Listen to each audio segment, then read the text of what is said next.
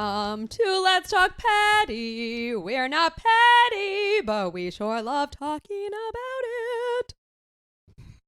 I don't even know what is happening or who you are. Whatever. I do that crap all the time. You know who I am. Tell me. I'm Kate. I'm Andrew. None of that's changed, just the way we introduce our show. I'm sick of saying the same thing. Apparently. You're already brainstorming what to do for the next one. I feel like you've held that onto that one for a long time. I really have. You finally had the guts to do it. I don't know if it's as much as the guts as I finally got bored enough. Glad to know our podcast is so boring. so boring to you. It's not boring. Just my introduction. Well, we're about to get even more boring because we're going to talk about history. That's not boring. I love history. And we're going to talk about a man called Samuel Clemens. Okay. What do you know about Samuel Clemens? I don't know. Come on, you know who he is. Wait, okay, hold on. You know who he Samuel has a different Clemens name, right? is. He has a different name. Is he an author? He is this Mark Twain? It's Mark Yes, Twain. I knew it. When you said that name, I was like, how do I know that name? Sammy Clem. I'm pretty proud of myself that I remembered that. Took you a minute, but you got there. It did. So we're going to talk today about Samuel Clemens, a.k.a. Mark Twain, versus the post office. He did not like the post office in any way, shape, or form. I don't blame him. And was very petty about it. I feel like I'm going to really like the story. You will. I think we're going to be introduced to a new category of petty. Mm-hmm. That category of petty being humorous petty. Not necessarily petty because you're trying to be petty, but you're petty, but you're humorous about it. You'll see when we get there. I feel like he was a funny guy. He was. I feel like he couldn't help but be funny sometimes. He was known as the greatest humorist the U.S. has ever produced.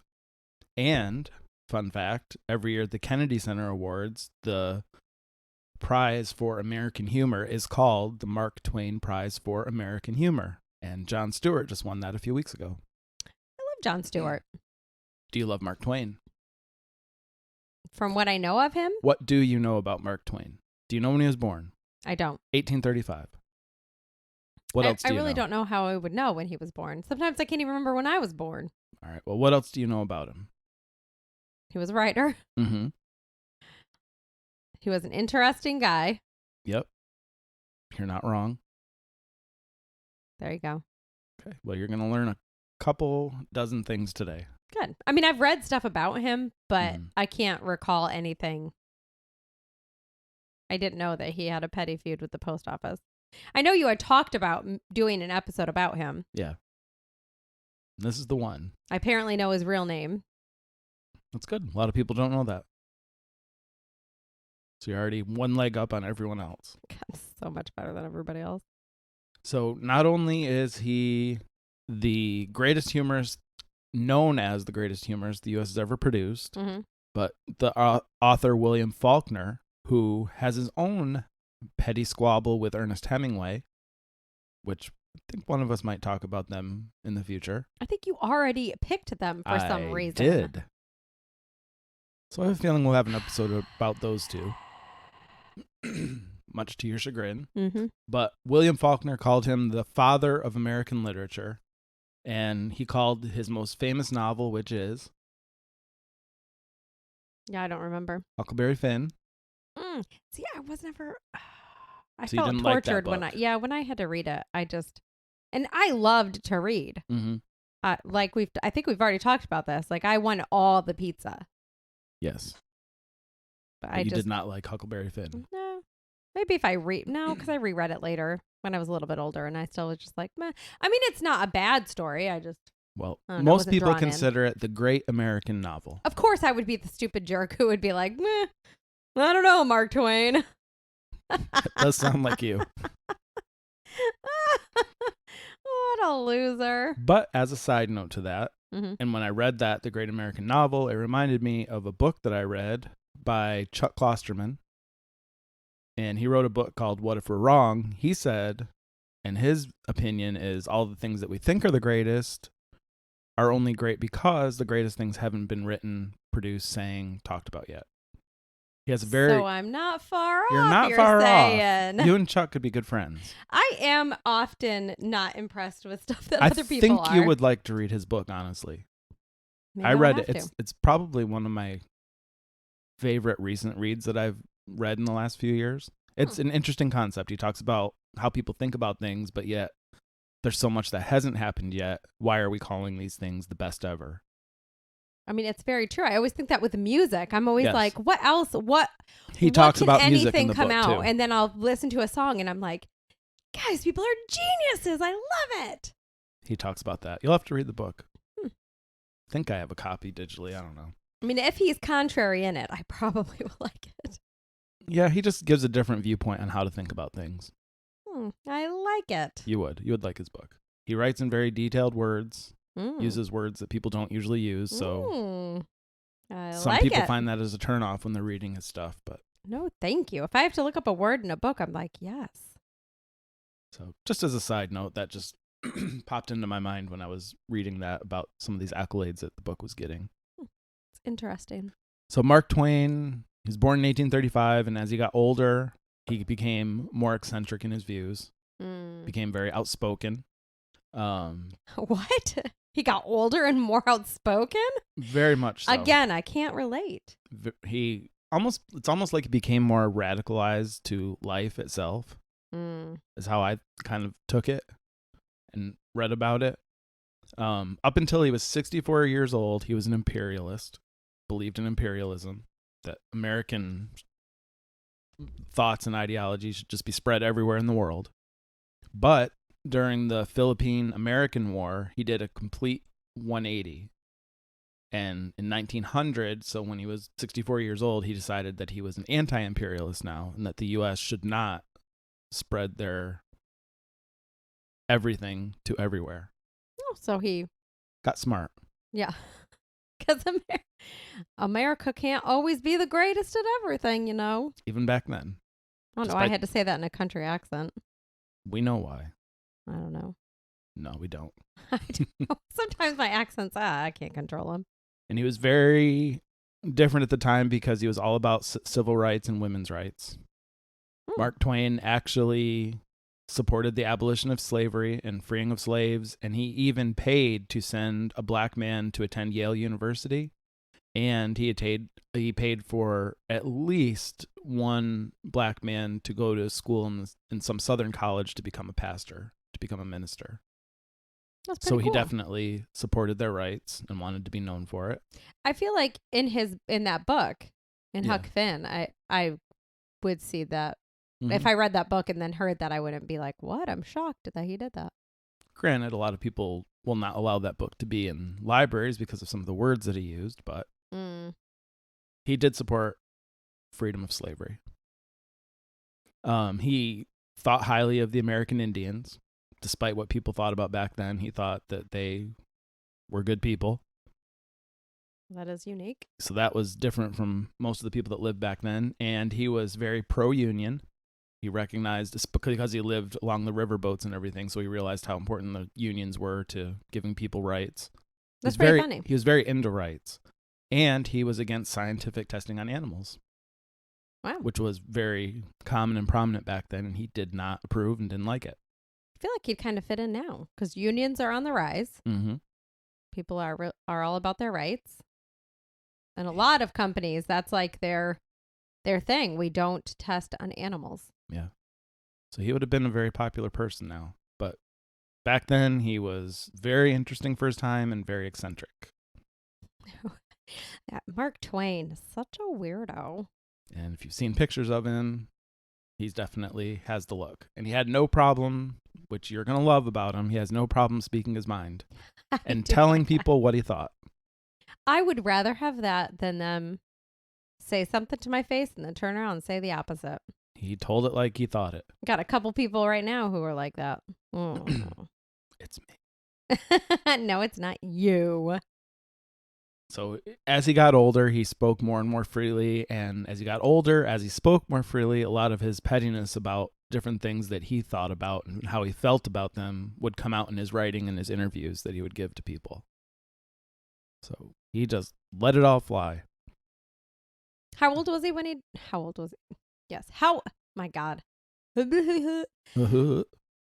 How old was he when he died? I don't know.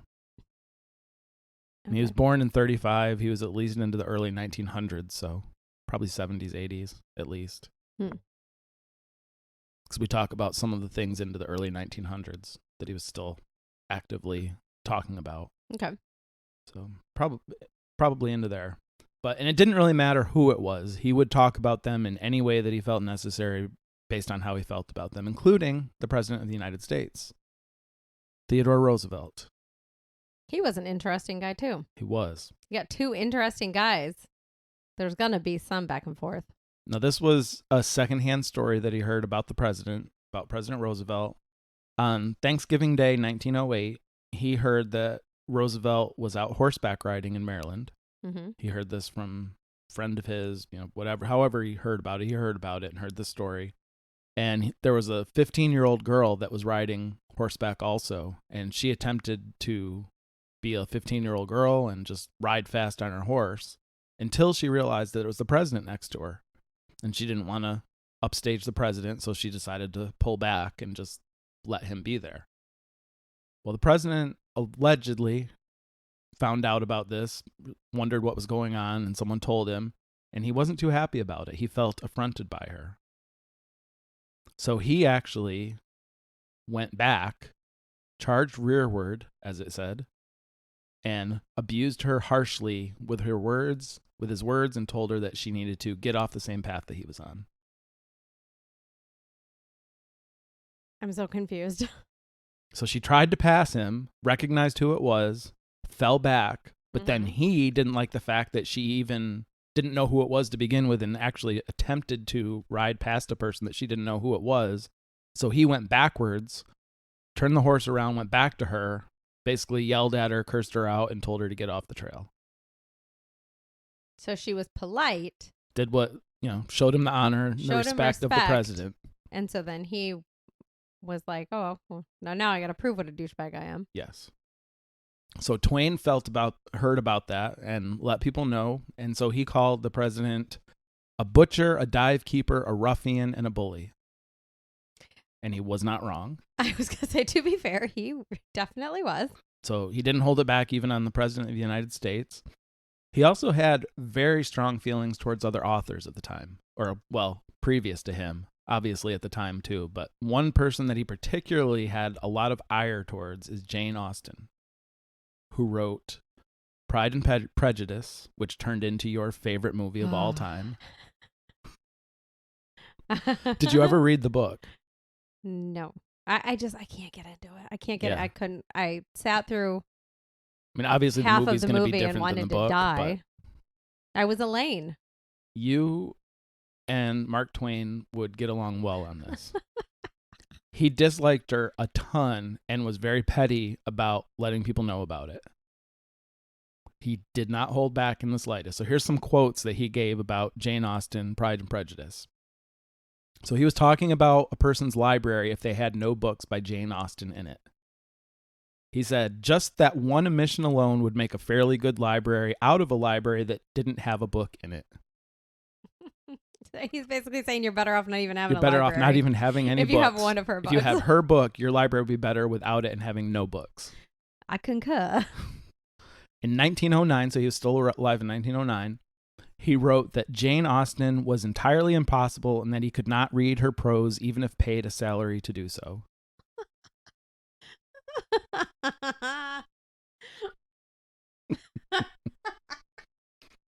Mark Twain marveled that Jane Austen had been allowed to die a natural death rather than face execution for her literary crimes.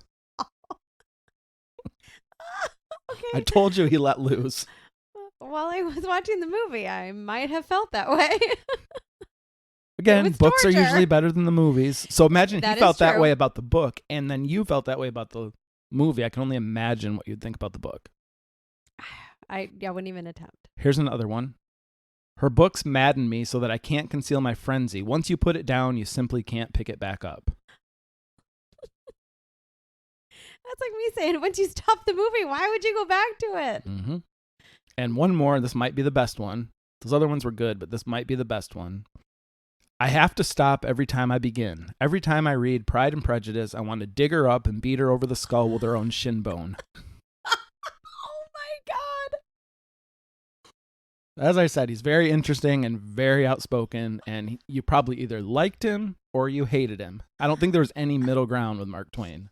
That one is funny. I thought he was going to say he wanted to beat her over the head with her book, but her shin bone? Oh my God, I feel like I would have loved to hang out with him. So would you say that those comments were pretty petty and unnecessary? So petty and so unnecessary, and I love every single one. We're not petty, we just support it. But like I said, he's got his own category of petty. He does it in a way that he's not really mean, but it's hurtful but funny. Which is why he's known as hilarious. The humorist, the greatest humorist the U.S. has ever produced.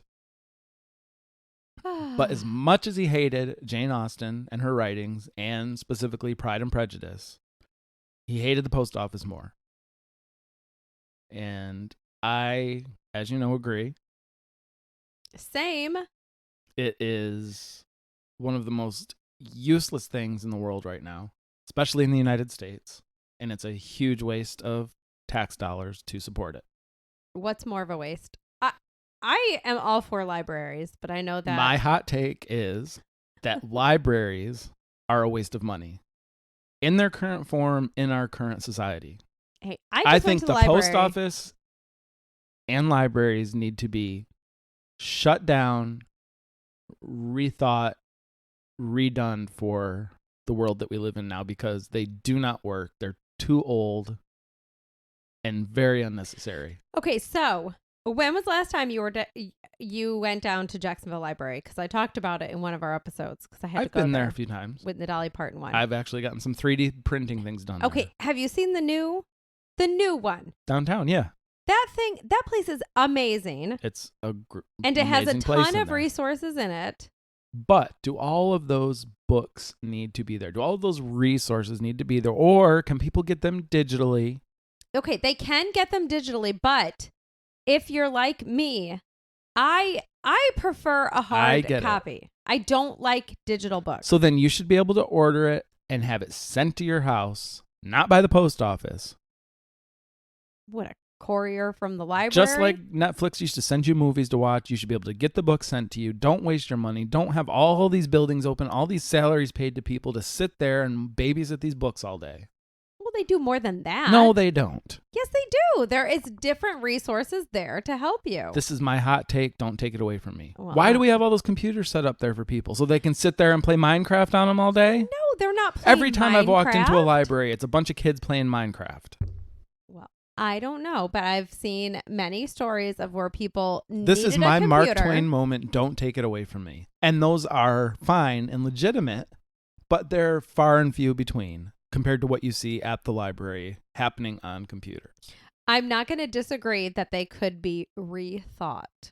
The whole thing, the whole system needs to be rethought. So that the funding could be used for more important things like schools. If they took that funding and gave everybody who didn't have a computer at home, a computer, even the basic things, so that they could use it at home for things they would have to go to the library for. All right, listen, Mark Twain. This is my Mark Twain moment. Let's get You're back not to going to take it away from me. Scrap them, reimagine them. I was impressed with the library. I liked it. I found it useful. But you're right. But I hate the post office. I'm with you on the post office. You can look at, in doing my research, I was looking at pictures of post offices from back then, and it's literally, if you put them in color, put the pictures in color, change the clothes on people, it's literally the post office today. Crowds of people, lines, everyone looks miserable. Nothing's changed in 100 and however many years. It's true. 150, 60, 70 years, nothing has changed in the post office. That's why it needs to get scrapped and reimagined.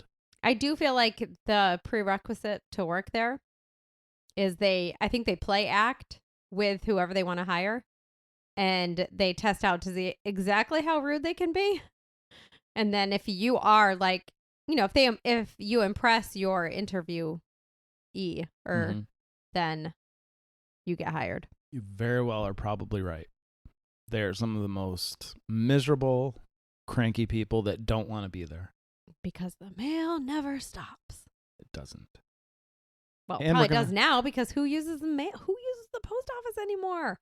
Unless you have to complain to your insurance company and write them a letter, because, they also know, oh, it's snail mail. So, yeah, you want to write your letter? Go for it, sucker. Who else uses it? I want to know. I don't know. I mean, I know others use it. I'm just making a point. You're just being judgy. Just like I'm judgy about people that go to libraries.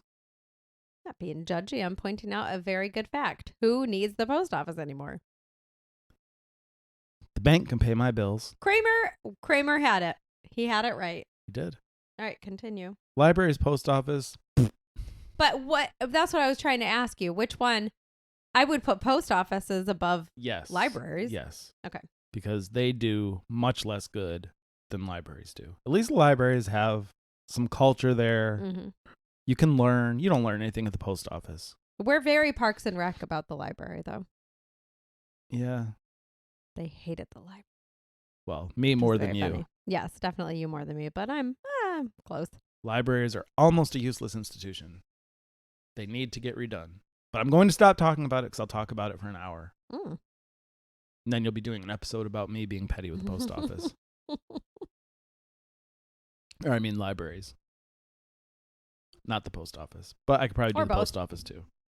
All right, back to Mark Twain. Back to Mark Twain. So this hatred that he had for the post offices went on for decades. He didn't just work on it for a few years. He literally spent decades writing editorials, talking to people about it, setting meetings up. He did not give up. He was on a mission. He hated. People use the word hate loosely. You cannot use it any more strongly than the hatred he had for the post office. You think he'd be happy with the demise of it right now? I don't even know how it's still around. He would hate it even more. He would hate it even more. So let's go into how this all kind of started.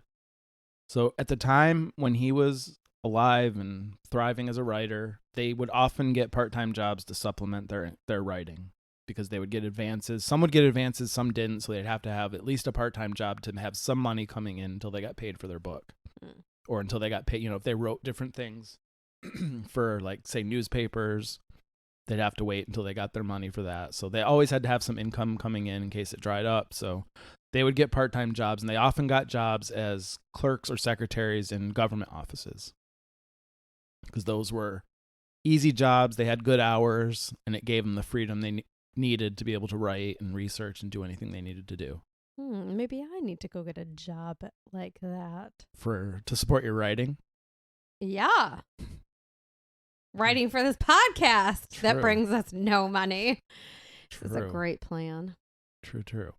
So he was no different, despite the fact that it was Mark Twain. He had to get a job. So he got a job in 1867 in the office of a senator from Nevada named William Stewart. So he is working as a clerk, whatever he is, in his office. Or no, he got hired as a reporter. Stewart gave him a position as a reporter. And he even went so far, because it was Mark Twain, he gave him a place to live and full access to the bar and cigars that he had there while he was working. Told him, just make yourself at home, take whatever you want, do whatever you want to do. Just get your job done. So pretty good gig. Treated him pretty nicely. But he was not the model employee for the government while he was working there. I can't imagine he would be. He's Mark frickin' Twain. What do they expect? Well, he wasn't Mark frickin' Twain back then, but he was still Mark Twain. He didn't get the frickin' till later. I see. So one of the things that it talked about is that he would take advantage of the cigar policy, and he would actually smoke the cigars while he was in bed. And the landlord of this place where he was staying, which was an older lady, was so worried that he was going to set the place on fire by falling asleep while he was smoking cigars that whenever he was smoking a cigar at night, she would stay up all night to make sure that that cigar got put out and it didn't just fall out of his hand, fall into the bed, and start a fire in the house. How did she see? Was she spying on him through the window? It was just a room that he had. And he didn't shut the door? You can smell a cigar. That seems weird. Well, you can smell a cigar long after it's been put out. Well, you also can see smoke. I don't think there was great ventilation back then. I'm just picturing that she had like some spy hole and she was constantly looking through the spy hole at him. We can go that way. Even when he wasn't in bed. Ooh. I think she just had a crush on him. Could be. This old lady had a crush on Mark Twain in his 30s. Oh, he was in his 30s? Yes. Well, yeah, she definitely had a crush on him. For sure. Did you? He wasn't bad looking then. I might have had a crush on him if I was an old lady there. Good to know. So that was one of the things he was notorious for. Another one was forging letters from the senator. He would intercept the senator's mail, open it up, and basically write letters saying it was from the senator, sign off on things as the senator. That's not great. No, it's not. It's funny. Not great. The senator once got a report from the Treasury Department. Letter, got the report. So Twain got it, opened it up, started looking at it, and he rejected it.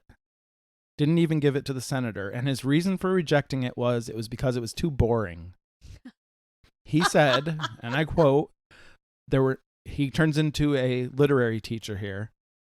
There were no descriptive passages in it, no poetry, no sentiment, no heroes, no plot, and no pictures.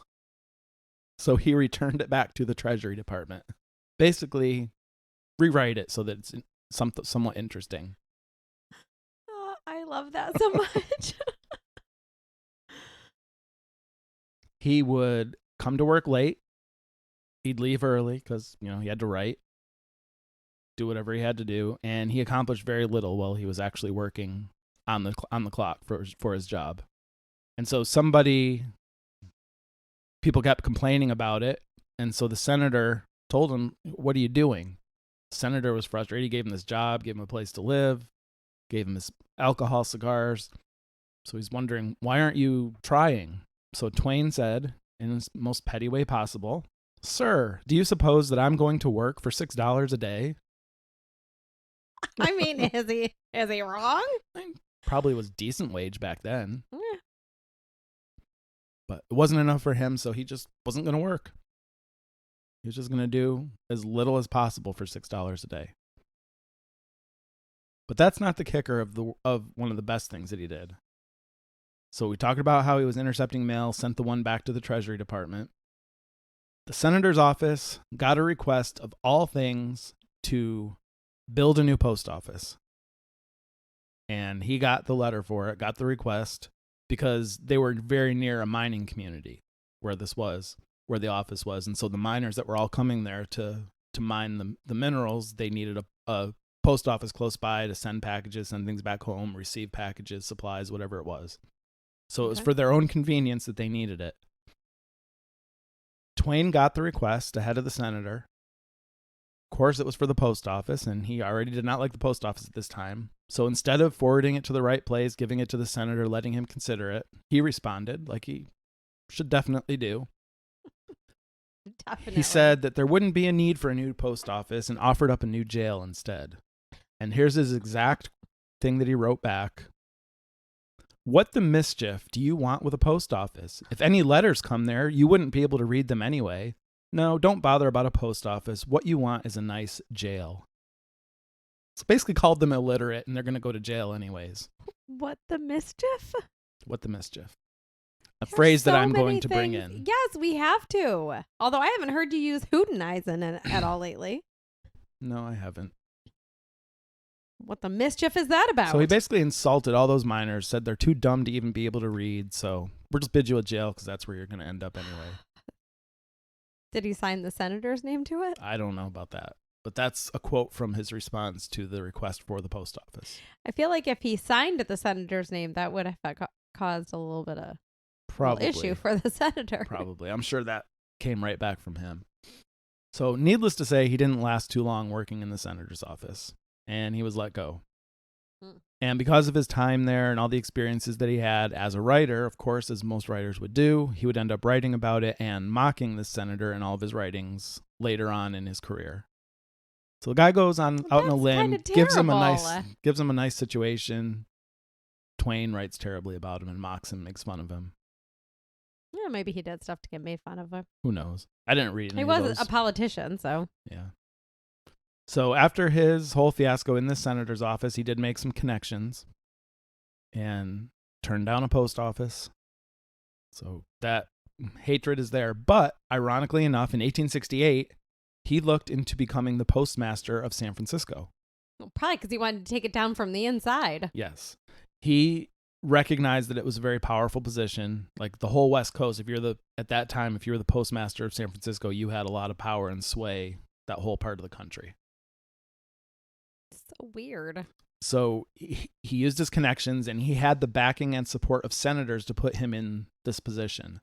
And he had this one senator that all this senator had to do. He had so much power at this time, this one senator, that all he had to do was say he needs to be the postmaster, and he would have gotten the job. He wouldn't. That would have been it. So he had the backing of these people. And how do I get these connections? Right? I'm blunt. I tell people what I'm thinking. I don't have any of this. Well, you've never applied to be a postmaster either. All right. I'm going to try. So he's seriously considering this, going through the motions, gets to a point and realizes, I need to put the brakes on. So he wrote about this in a letter to the American Publishing Company in a correspondence he wrote them about a book that he was writing. He was talking about getting some money sent to him that he wanted, that he needed to be able to write the book. And he was telling them what he was doing about considering becoming the postmaster of San Francisco. But he decided it wasn't worth it because it would be too much work, which seems to be par for the course with his last stint in the government. So he wasn't going to take it down from the inside. Too much work. It was going to be too difficult. But in all of the work that he did in planning for it and getting ready to get the position, he ruined the chances of all of the other legitimate candidates who probably should have had the job over him. He basically took them down so that he was the only standing candidate left to take this position, even though he didn't need to do that because he had the backing of this senator. And then he was like, no thanks. And then at the last minute, he's like, too much work. So here's what he wrote in that letter about it. So I went to work, and I believe I have eternally ruined the chances of the most prominent of the swarm of candidates. But upon looking further into the matter, I believe I have created work for myself instead of lightening prospective duties. It is a mistaken idea that the postmaster of San Francisco, an office which wields a vast political power throughout the whole Pacific coast, can be an idle man. I have made a stupid blunder. So he thought it might be an easy gig that he could use to his advantage, and then realized, oh crap, they actually have to do stuff. They actually have to work. That's pretty funny. But at the same time, took down all the other candidates that were very qualified for the job and would have been happy to do the work. Kind of a jerk. Yeah, so it's like, that's why I say I don't think there was any middle ground with this guy back then. You either liked him or you didn't. I mean, I would probably have admitted, yeah, he's a jerk. But at least he admitted he was wrong. Got to give him credit for that. Funny guy. Said it was stupid. So we're going to fast forward now to where he starts writing letters. And I know we talked about in our last episode where we were talking about how letters people write to newspapers was kind of like the Twitter of the time, where they'd get their opinions out. So this is what he did for the last 30, 40 years that he was on this crusade against the post office. He would write letters all across the country to all these different papers, letters to the editor, and they would print these letters in their papers. And he let them know exactly how he felt about a number of different topics, predominantly about the post office.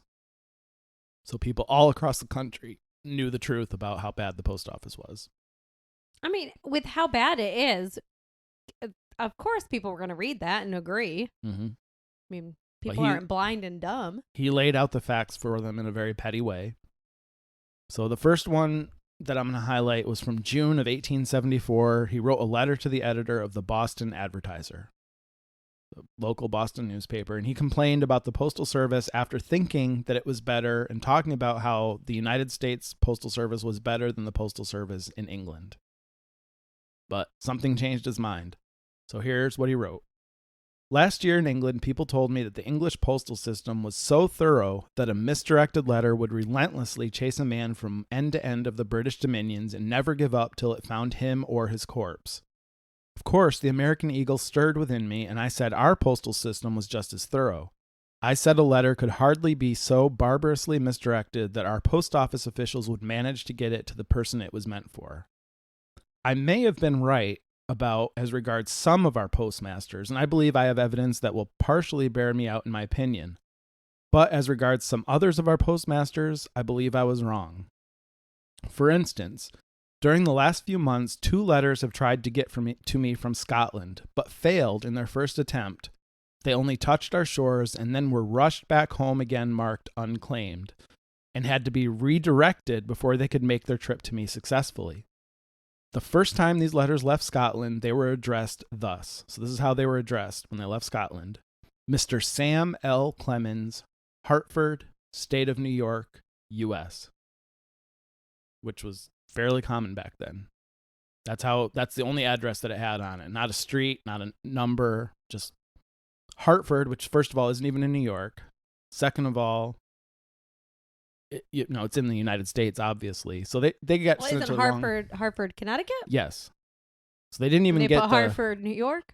Hartford, State of New York, U.S. Okay. So here's what he said about that. They probably went to the New York post office to be distributed. And then he crossed off, how people will write something and then they cross it, but still let you see what they wrote because they don't, that's to emphasize what they really want to say. So he wrote, what would an official with 3 cents worth of brains have said? But crossed that out, left it there, and then said, what would a truly gifted official have said? No doubt he would have said, there is only one Hartford in America. We will try sending these letters to Connecticut. And then he wrote, but what would an official do with less than 3 cents worth of brains do? Crossed that out, left it there. Naturally, he would say, there is no Hartford in the state of New York. These letters must go back to Scotland.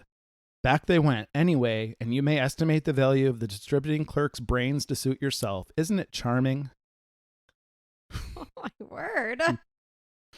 And then he continued. Last week I received a letter from England addressed in this vague and perplexing way. Mr. Clemens, Hartford, near Boston, New York, US of A. Near? I was trying to write him that they don't know where he is. So this came from England. Mr. Clemens, Hartford, near Boston, New York, US of A. That was the address. I think his yard has a stump. Sometimes he's got apples on his tree. He's got some chickens. Funny you say that. You and Sam sound very alike. We'll talk about that one towards the end.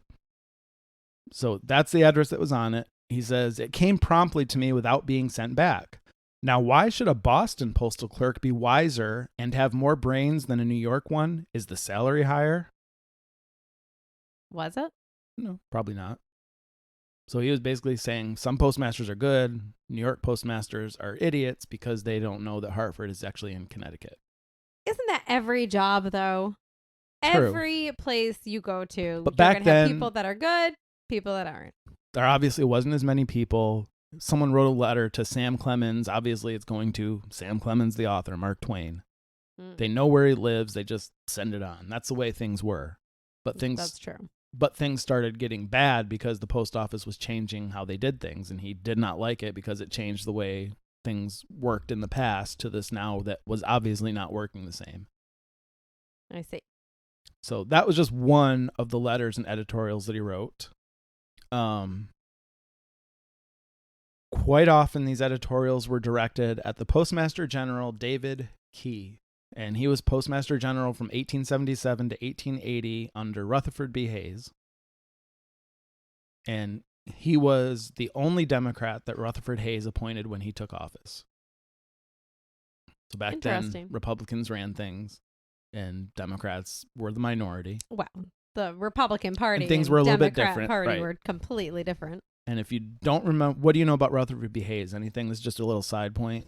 I know nothing about him. So he was the president who lost the popular vote, but also his opponent did not get enough of the electoral votes. Neither of them did. So all of that nonsense a couple years ago about how Congress gets to decide who should be president, that's where this all stems from, was Rutherford B. Hayes, because Congress actually got to decide that he was president because they made a backroom deal with the Democrats that if Hayes became president, he would end the military occupation in the southern states. That's so crazy. So all the stuff they said, well, Congress can decide who's president, and we got to send it back to the Congress. That's where this all stems from. How many hundreds of years ago was this? 1877. I mean, a law is a law, but that's where it all started. Yeah, that's how it was back then. With less states, obviously. Well, yeah. How many? So what? We're 100 and... Yeah, 150 years. Yeah. 125. Huh. But that's where that all stemmed from. Just a side point. So we're talking about the Postmaster General David Key. He tried to regulate very tightly what went on at the post office. He was the one that made tons of changes still, even after Twain started getting upset. Key came in and started making things even more difficult. And so one of the things that Twain hated and found just ridiculous and unnecessary was to include the name of the city and state where the letter was addressed to. I feel like that's just thinking forward. But they, like I said, you used to be able to just say, Mr. Sam Clemens, Hartford, USA, and it would get to him. Mm-hmm. But now he was saying, nope, you've got to put Hartford, Connecticut. And he took issue with it. Well, I think that's a good decision because obviously there was going to be more cities. So he was thinking ahead. Yes. And it was to prevent so many letters from getting diverted to the dead letter office. At the peak, at this point, they were getting like 30,000 letters a day diverted because they didn't know where to deliver the letters. Allegedly didn't know. So dead letter office will come up again shortly. But Twain, he wanted nothing to do with city-state. He thought it was dumb, thought it was ridiculous, thought it was a waste of his time, and he tried to prove that it was a waste of his time in his writing to some of these editorials that he wrote. So he wrote to the editor of the Hartford Courant, and this is what he wrote. Sir, the new postal regulation adds quite perceptibly to my daily burden of work. Needlessly, too, as I think. So he called it a burden that he had to write city-state. It does take a long time. CT, are you kidding me? Way too much. A day or two ago, I made a note of the addresses which I had put upon letters that day, and then ciphered up to see how many words the additional particularities of the new ruling had cost me. How many do you think, with all the letters that he wrote and having to write this extra, how much do you think he had to write extra that day? All right, so wait, did he have to write out the entire word Connecticut, or did they have the abbreviation CT then? I'm not sure. Well, that makes a huge difference for me to decide. No, we're talking about words, not letters, words. How many extra words do you think he wrote that day on the letters that he wrote? How many letters did he write? I don't know. A handful. I don't know how I'm supposed to guess. Just take a guess. I don't know. I don't have all the facts. Just throw a number out there. 10. 72. So he is upset that he had to write 72 extra words. So did he write 72 letters and so he had to write Connecticut 72 times? I don't know. He could have been sending them anywhere. This is pertinent information. I'm talking about for his return. Didn't he have to write that on his return address? We're not talking about return address. We're talking about actual addresses to where he was writing. Okay.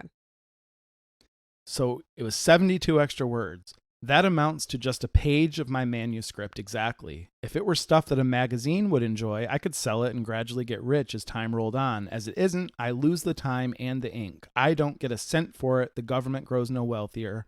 I grow poorer. Nobody in the world is benefited. 72 words utterly wasted. And mind you, when a man is paid by the word, at least by the page, which is the same thing, this sort of thing hurts. So he's thinking of it from a financial aspect where he writes a page which might have 72 words on it and he gets paid for that. Now he's writing a whole page and he gets paid nothing. So that's a whole page that he doesn't get paid for that day because he has to write a whole city-state on the envelopes of letters that he writes. So he has a reasoning. At least he's giving a reason. Not very sound. It's not very sound. It's very petty, but it's a reason. It is a reason. So he continues on. Here are one or two specimens from those addresses with the unnecessary additions in italics. So I'll highlight them to you. So this one example that he gave, he used to be able to just write editor, Atlantic Monthly, Boston, and it would get to the place that he was writing. So now under these new guidelines, he had to write editor, Atlantic Monthly, care of Messrs. Houghton, Osgood and Company, Winthrop Square, Boston, Massachusetts. Okay, so there's other words he's having to in some write places, in there. yes, like that. So that's what he's talking about too. Okay. Yes. So basically, he had to write as complete of an address as he could possibly do. I mean, I feel like with the country growing, it makes Obviously, sense. Something was going to have to change, but not in his time. They should have waited till he died. You're wasting Mark Twain's time. Time is money, literally, for him. So 9 words wasted. I used to use only the first line in the word Boston, and until the letter carriers lose their minds, the additional 9 words can never become necessary. So he is basically not thinking of the fact that new people are going to get hired into this company that is growing. Himself. And so they're not going to be as well, they don't have that experience. They don't know. Plus, the country is growing. So none of that matters. Basically, these people are going to have to go crazy. And then it'll be like, oh, yeah, we have to do this. So he's basically calling them crazy for agreeing to this. No other reason. Nope. That same day, I wrote a letter to a friend at the Windsor Hotel, New York. Surely that house is prominent enough, ain't it? But I could not precisely name the side streets, neither did I know the name of the back street, nor the head cook's name. So the letter would have gone to the dead letter office, sure, if I hadn't covered it all over with an appeal to Mr. James, who was the postmaster of New York City. So that goes back to what you were talking about, where he had to know the name of the back street, the cook's name, basically saying, I got to put all that on there now just to be able to get the address, the letter to where it's got to go. So you guys were very close in your thoughts there. Well, my thoughts weren't what he's saying. My thoughts were the people that were writing him were like giving vague things like, hey, there's this guy I know. So basically, he wrote this letter to the person at the Windsor Hotel in New York. And on the envelope, he wrote, please, to this postmaster, he wrote, Mr. James, please make sure this gets to the right location. It's me, Sam, something like that. Oh, Sam. So he's saying if he didn't make that pleading on the front cover of the envelope, it never would have gotten there because he didn't know the exact address. So to be fair, there was no internet then, so they couldn't really look up exact addresses. And if they couldn't get in touch with the person, they couldn't send the letter to them.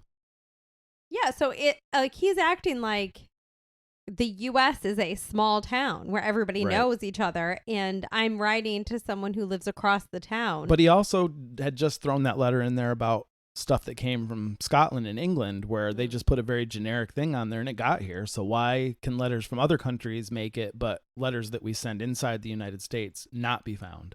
Why do they go to the dead letter office? So there was definitely some flaws on both sides here. Yeah, definitely. So here, this is where I get behind, because he throws a million stats here as he finishes his editorial. So here you go. So he backed it up with numbers. He did. I'm all for that. Observe this. I have been ciphering, and I know that the following facts are correct. The new law will compel 18,000 great mercantile houses to employ 3 extra correspondence clerks at $1,000 a year.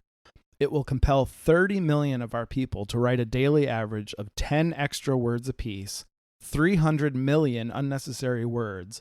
Most of these people are slow. The average will be half a minute consumed on each 10 words. 15 million minutes of the nation's times fooled away every day. So it's really against them. I can just see him scribbling all this out, having notes all over the place, multiplying all these things out, strings all over his wall, trying to tie everything together. And he's complaining about wasted words? But at least he's backing it up with numbers. He's not just complaining to complain. He's got something there. He does have something there. That's about all you can say, but at least it's something. What would he say about the addresses now? That's why I say he would hate it even more. With the zip codes, and then you have the dash and the additional 4. Part on the zip codes. What is the point of that? I don't know. I never put it. You don't need it. Why is it there? What's it do? Don't know. It's something for side of the street, I believe. I don't know. Yeah, I don't know either. Could be wrong. So this editorial was, because it was well written, because there was facts behind it, it got noticed by the Postmaster General of the United States. Except the Postmaster General didn't respond. It was a private secretary that wrote back to Mark Twain, representing the office, but not actually from the office of the Postmaster General. Kind of like what he did to the senator when he worked there? 100%. The irony was definitely lost on Mr. Twain. So here's a couple of excerpts from this letter that the private secretary wrote. He said, "Noticing your letter to the Hartford Courant upon the recent order of the Postmaster General, I take the liberty of enclosing a few copies of a tract which the department has prepared in order to meet such hardened cases as yours." You're stuck in your ways. "You will see that the unnecessary labor of which you complain was really as unnecessary as the complaint, the only utility of which was to add to the already surplus stock of misinformation in the world." Wow, we got a little snarky back so at him. So got a little petty snark at him.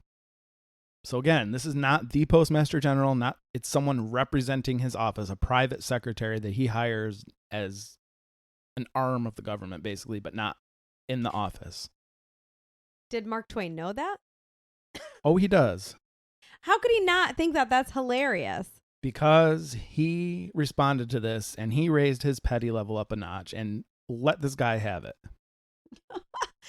Did he get it when he did this to the senator? Did he get it in return? I don't know. So here is his response. After he got this letter personally in the mail, he wrote another letter to the editor of the Courant, and he said, "Sir, a day or two ago I received a formidable envelope from Washington enclosing a letter and some printed matter. This envelope had certain peculiarities about it. For instance, in its right-hand upper corner, an oval black stamp was printed bearing the words United States Postal Service. In the upper left-hand corner, the following words were printed in large, bold type in 3 separate lines: Post Office Department, Office of the Postmaster General, Official Business. In the lower left-hand corner was printed the following words in 2 separate lines: A penalty of $300 is fixed by law for using this envelope for other than official business." So all that will come into play. So he's trying to say this wasn't official business? Because this, yes, basically. So here he'll explain it all in the letter.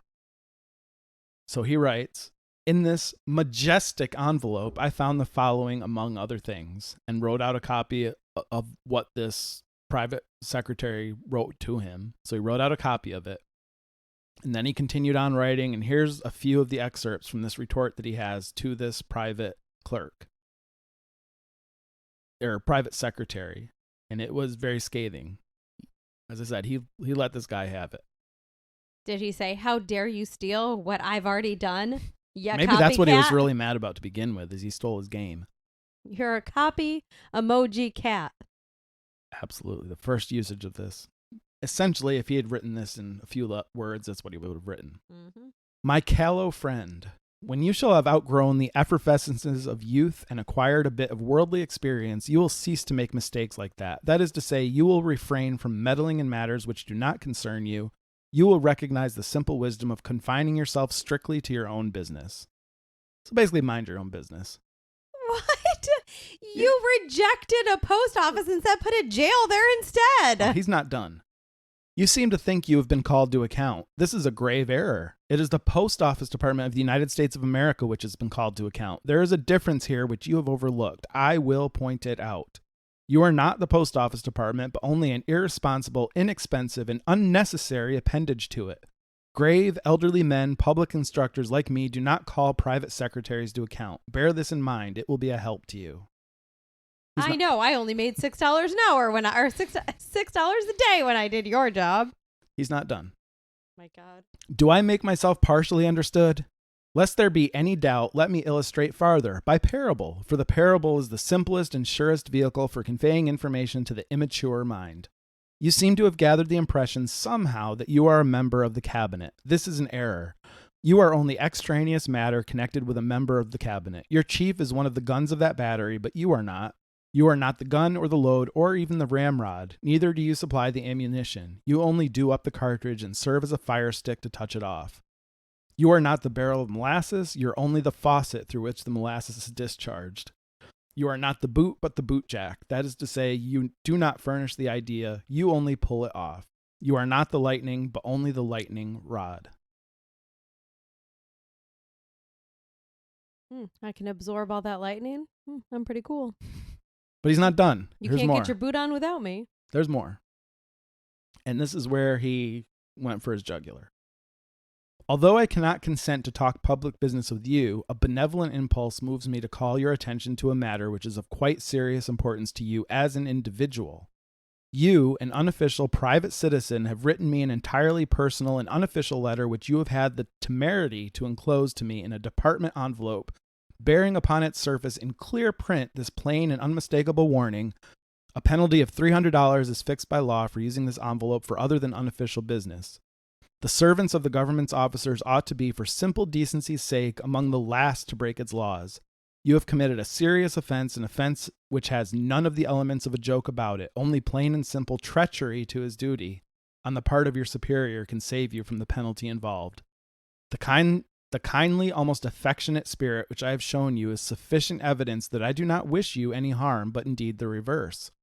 So if that treachery shall intervene to shield you, I shall not be sorry, as far as you individually are concerned, but I should be unfaithful to my citizenship if I did not at the same time feel something of a pang to see a law of the land coolly ignored and degraded by one of the very highest officers of the government.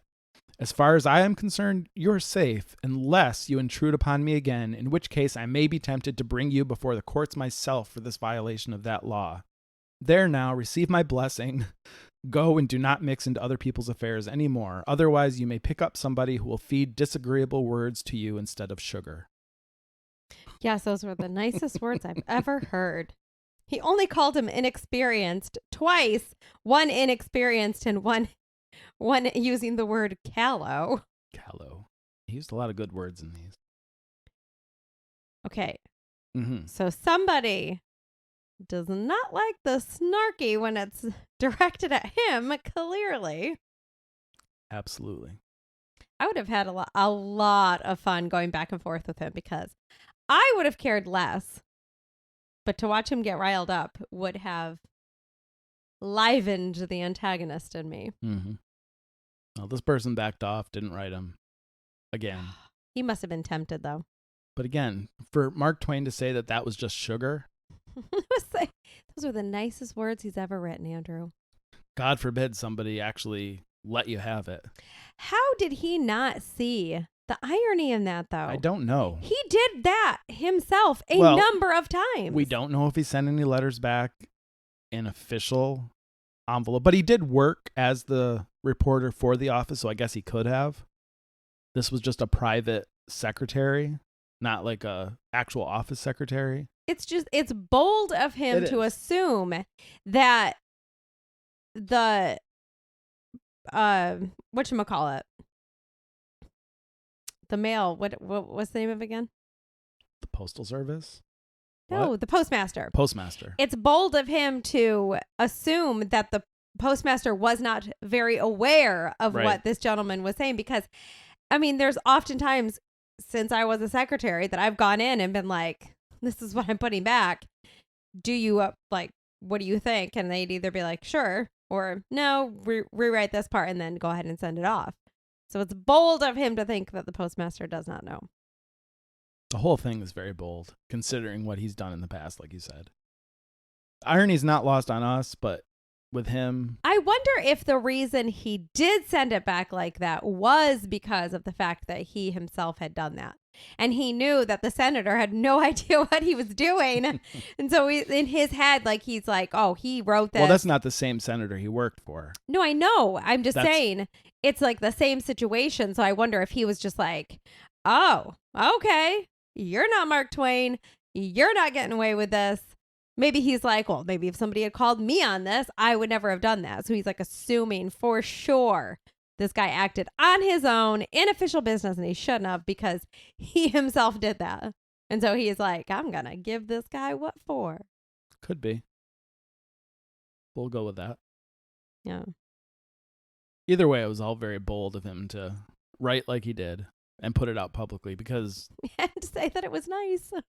To say that it was nice, but like I said, he didn't care. He wrote these things, feuded publicly with people about it. He didn't care. He wanted to get people to know that the post office was terrible. So back to the dead letter department. Okay. We're going to find out why he hated the dead letter department so much. Are you ready? He went there and he found 57 letters he had written in the dead office. Not even close to as good. So he wrote about it, of course, in a letter to the editor, to the New York Evening Post on July 25th, 1876. And this was, again, when they were getting 30,000 parcels a day to bad addresses to this dead letter department. And what they would do is they would sort them there. They would try to get in touch with the person that the letter was addressed to and say, hey, is this yours? Or if it was short on postage, they would say, we need postage. Mail us the postage, then we'll mail you the letter. That's what they would do. Seems like a really long process. Yes. And so he calls them out on this. So what happened was Mark Twain got a letter, and the main gist of it is that a letter got sent to him that was 1 cent short on postage. 1 penny. And so it didn't get to him, and it got sent to the dead letter office. And he had no idea what this letter was. No clue, just that he got notified that there was a letter that was there that was addressed to him, and he needed to pay this penny. So not knowing what it was, not knowing who it was from, he mailed a penny to them in a mailed envelope, which cost another 3 cents, which is what it cost to mail. So now we're up to 4 cents, not to mention the cost of mailing this to him from the post office. So he's out 4 cents now on a letter that was addressed to him, doesn't know who it's from. And so he lays out the flaw in the system here. If you write to a person in certain foreign countries, our government will forward your letter without requiring you to prepay the postage. But if you write to a person in your own or a neighboring state, you must not only prepay, but be sure you do not fall short a single penny. For if you do, the government will be afraid to risk collecting the penny at the other end, but will rush your letter to the dead letter office. So he's saying basically they're wasting money by sending it back instead of saying, hey, deliver it and ask for the penny at the door. Let's waste money and send it back and go back and forth and waste even more money. So he's not wrong.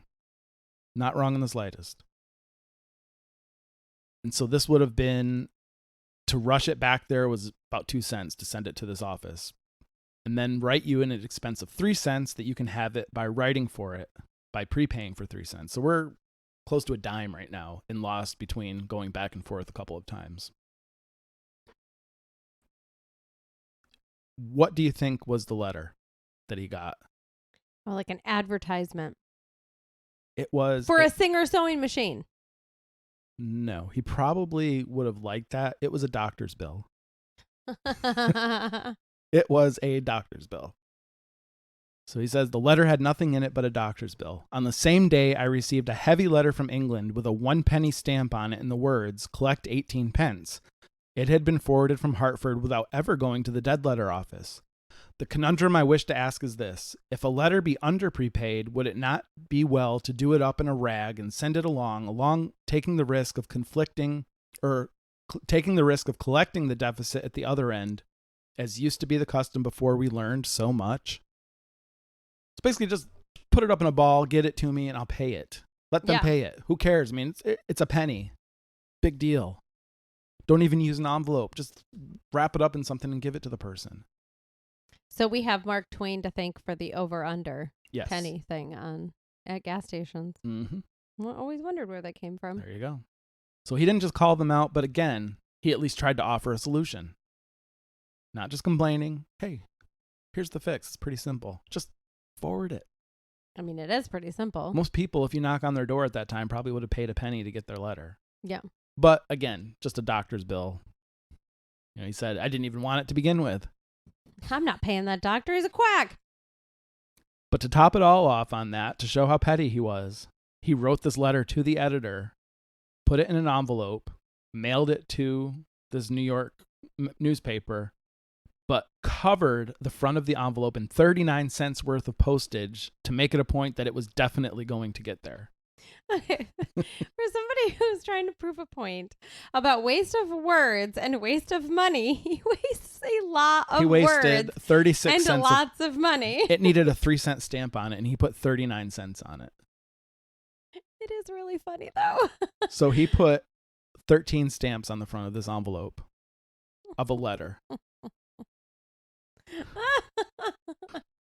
Would you say that was petty? It's so petty. All right, so here's the one, almost done here. This is the one I was telling you about, definitely, where you and him, same wavelength when it comes to writing a letter to someone and what you put on the envelope.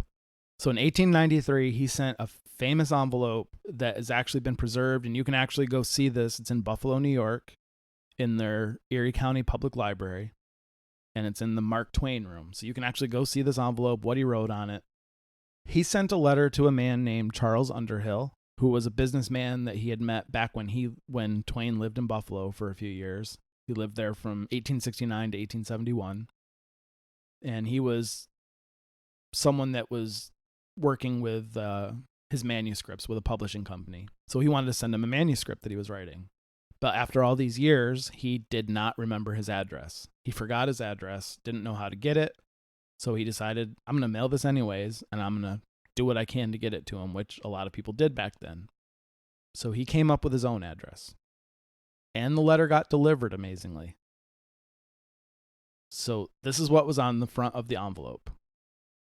For Mr. C.M. Underhill, who was in the coal business in one of these streets there, and is very respectably connected both by marriage and general descent, and is a tall man and old, but without any gray hair, and used to be handsome.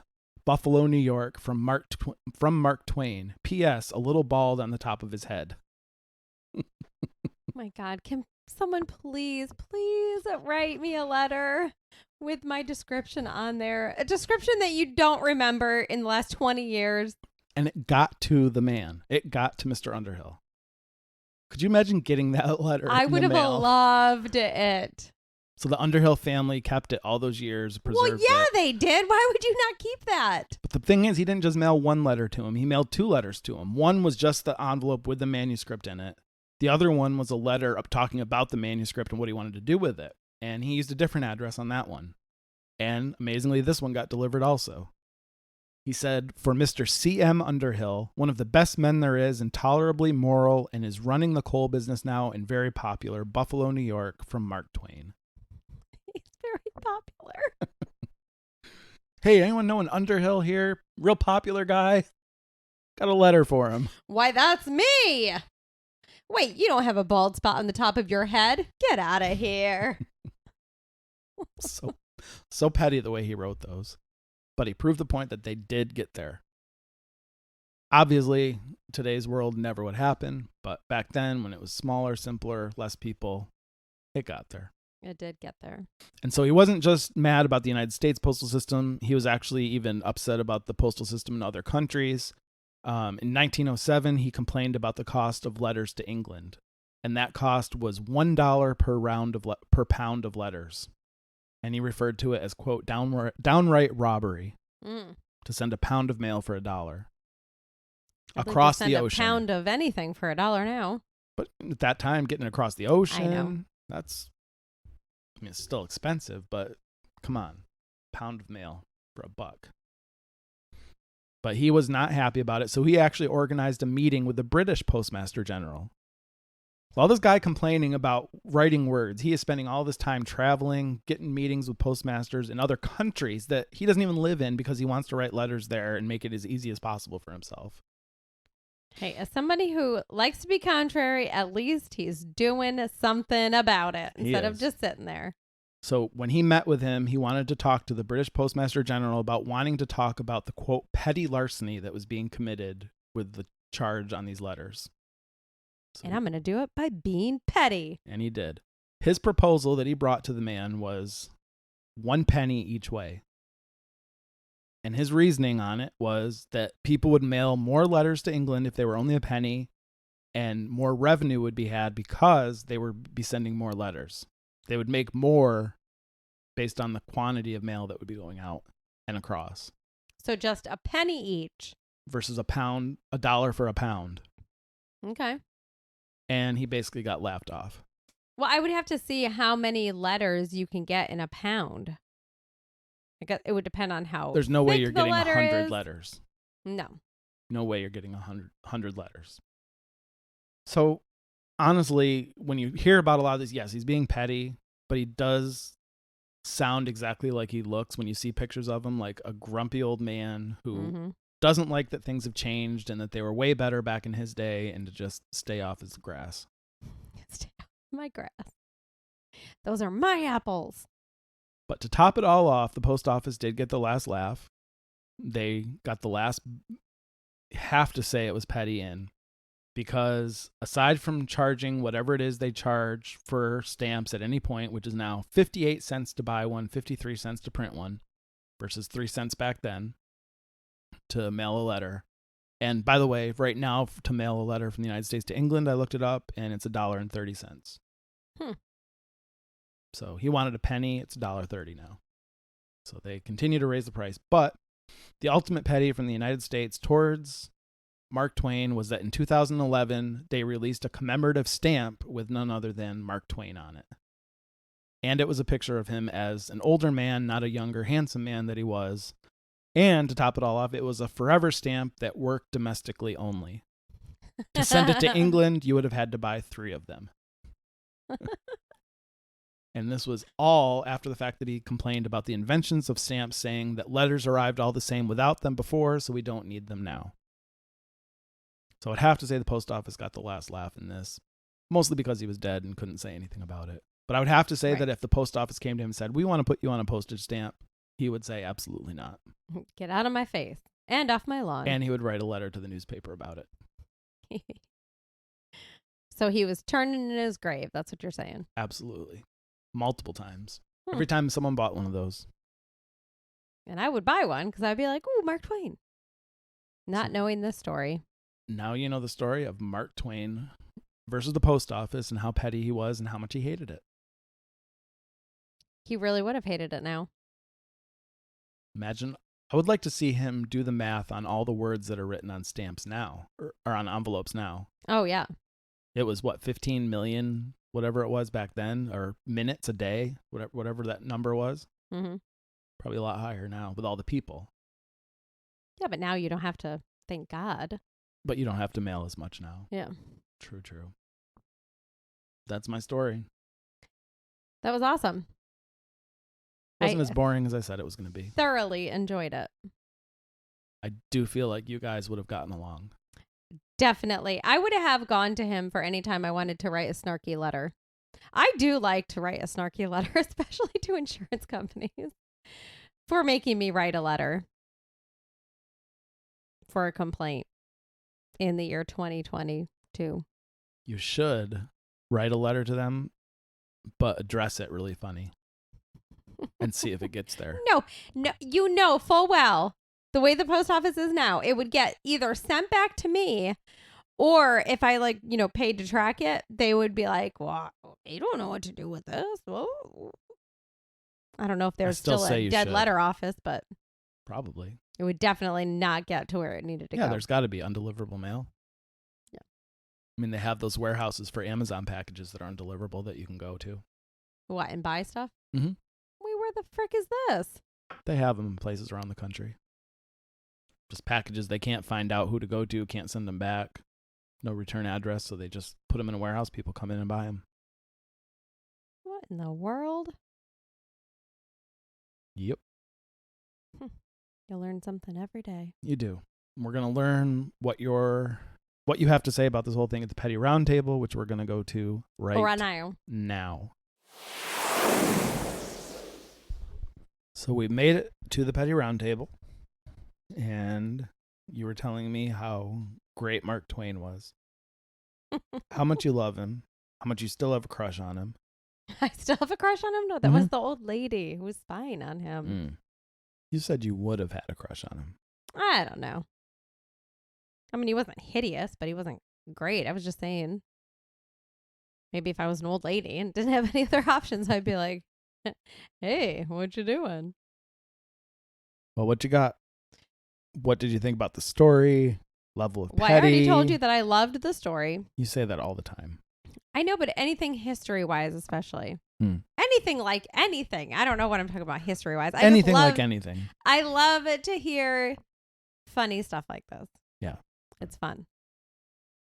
I think his level of petty is, I mean, he did a really good job for his time because he not only wrote to post office to complain to the post office or postmaster, he also made sure that every newspaper that he had accessibility to would know his angst with them. And when he wrote letters to show his disdain for how they had to write details now, he wrote the funniest details. Like, he covered all his bases. He did a really good job. But like I said, it was almost like a new category of petty that we haven't really talked about. Like, some of the petty is just like, ugh, I can't believe they're doing that. But his was more, you almost have to laugh at some of the things that he said. They weren't really like unnecessary and I mean, he was ridiculous in a lot of the things he said, but they weren't like, why are you doing this? It was funny. Yeah, he did it. You can see why he has that humor award named after him, because he used humor to get his points across. He can't help but be funny, even when he is annoyed, which does sound a lot like me. I have a really hard time when I'm writing a serious letter or having to write something that's serious. I have a very hard time not putting humor on it. That's just you in general. That is me. I have a hard time being serious. What's the point of being serious in your life? Blech. Doesn't hurt sometimes to be serious. Yeah, when it comes to, like, if you're not serious and take care to do your job right, someone will die.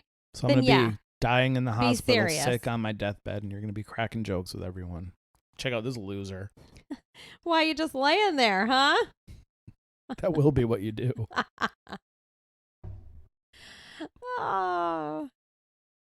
No. Whatever. Okay, I don't know. Maybe I would. I was going to be like, no way, but... You can't even dispute it. I can't. So anyway, what I was thinking is not how he could have been pettier, but a way that we could help honor his legacy and how he felt. Go on. But also mix in our dislike of libraries. So we need to revamp, obviously. The post office could be revamped. Libraries could be revamped. Like, move ahead, people. Get with the times, kind of a thing. Even the tag office is moving ahead. I know. I'm actually really impressed with how quickly. So many things you can do online now. Well, online, and when you do have to actually go there, like, they get you in and out now, like, and their whole system. I was very impressed last time I went there. It's still a leper colony, but. At least you are in and out, not there for hours and hours. So what they could do is, the library, you said you have all these people just sitting there guarding books. I think AKA librarians. Yes. I think part of what their job needs to be. What are you giggling about over there? I guess I did use the term guarding the books, but now I'm just picturing this old lady in a cardigan walking by with a semi-automatic rifle, just marching up and down the aisles, checking people out. Do you have your library card? Show me your library card. It's right here, ma'am. Oh, I'm just messing with you. You're fine. Maybe that's what the library needs, so people wouldn't go there, so they would shut them down. No, we do not need more guns in this They're going to be fake. Right, oh, okay. Can I finish my story? If I don't get interrupted with a funny thought, yes. Laughing over there. So what they could do is the librarians, they have to, before they get hired, they have to be someone who can basically channel their best Mark Twain.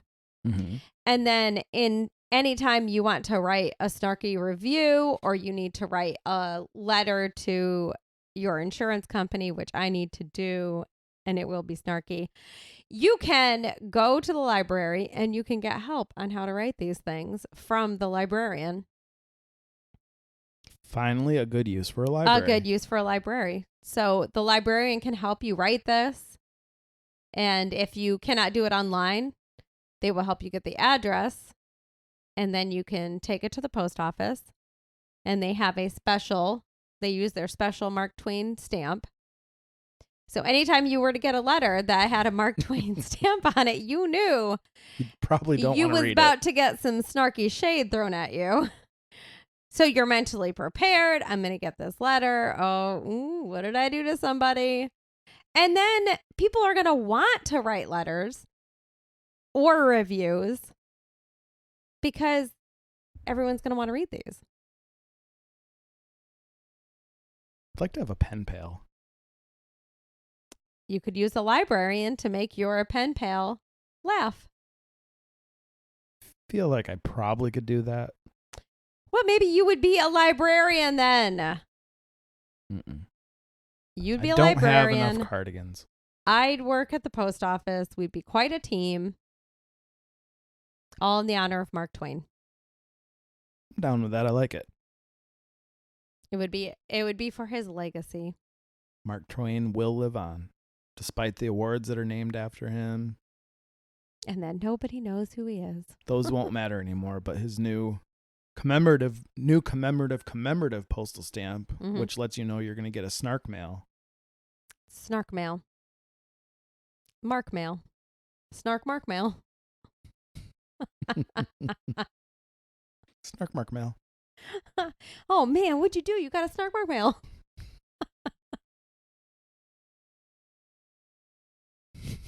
That is going to be a shirt. Snark Mark mail. Snark Mark mail. Of course, you could say it no other way either.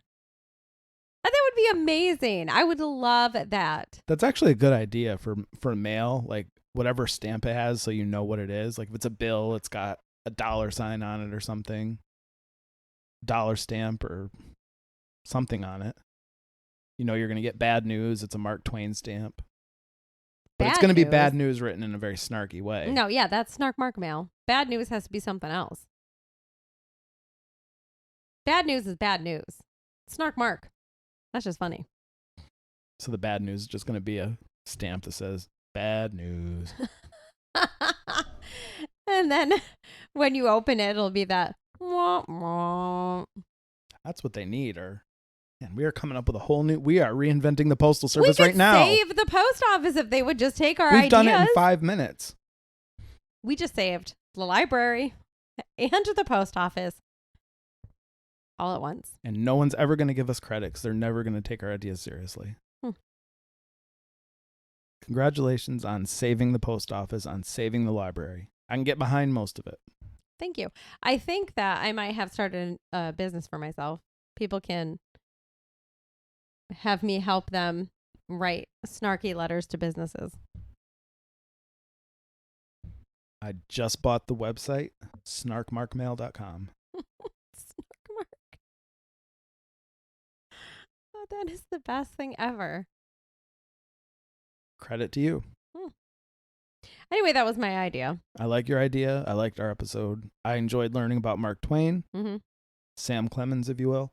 So if you want to hear any of our other episodes where we talk about other amazing people like Sam Clemens, you can go to our website, letstalkpetty.com, and listen to all of our old episodes. Check out our social media links. Email us, fax us, send us a messenger pigeon. Anything you really want to do, you can find on our website. And when you find an episode that you think a friend, family member, enemy might like, send it to them so that they can listen to it and send it to one of their enemies. And we will have a lot of people listening to our podcast. Enemies, friends, we don't care. Even frenemies. I draw the line on frenemies. No, I say it's okay. Well, you'll have an episode next week, and we will hear it then. Okay. Bye. Goodbye. Thanks for listening. Please be sure and give our show a review wherever you listen to your podcasts. And be sure to follow and subscribe so you don't miss an episode.